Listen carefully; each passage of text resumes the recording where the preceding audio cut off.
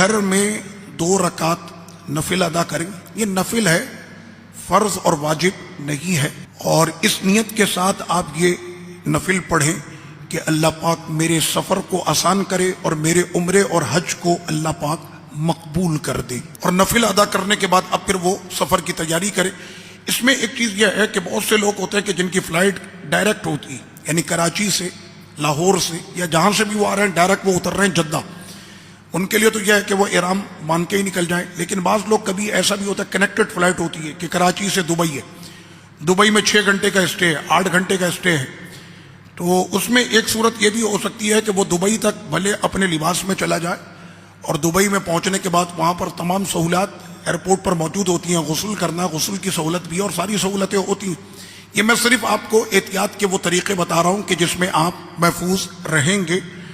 تو وہاں سے وہ کر لیں، خیر گھر سے کر لیں یا ایئرپورٹ پر پہنچ کر وہ احرام پہن لے، یا راستے میں کوئی کنیکٹڈ جگہ تھی، کوئی دوسرے ملک میں جہاز اترا اور وہاں پر وہ تیاری کر لے. تو یہ ساری صورتیں وہ کر سکتا ہے، اس میں کوئی ابھی حرج نہیں.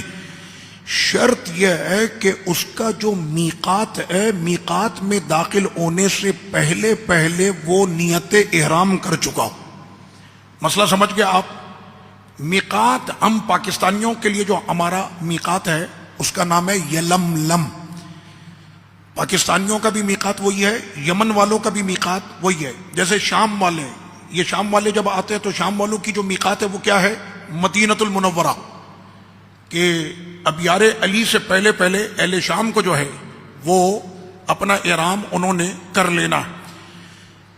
اب آپ کہیں سے بھی روانہ ہو رہے ہیں، آپ نے یہ ساری تیاری کر لی، اور آپ جب احرام کر چکے اور سواری پر سوار ہو چکے. میں بالخصوص چونکہ کراچی شہر سے میں بات کر رہا ہوں تو کراچی شہر سے ہی میں بات کرتا ہوں کہ ایئرپورٹ آپ پہنچ گئے، اور ایئرپورٹ کے بعد پھر جو ہے اب آپ جہاز میں اپنے بیٹھ گئے، اور جہاز میں بیٹھنے کے بعد پھر آپ نے نیت کی ہے. اور عمرے کی نیت آپ کر لیں کہ اے اللہ میں نے تیری رضا کے خاطر عمرے کا یہ ارادہ کیا ہے، میرے عمرے کو قبول فرما اور میرے عمرے کو آسان کر دے.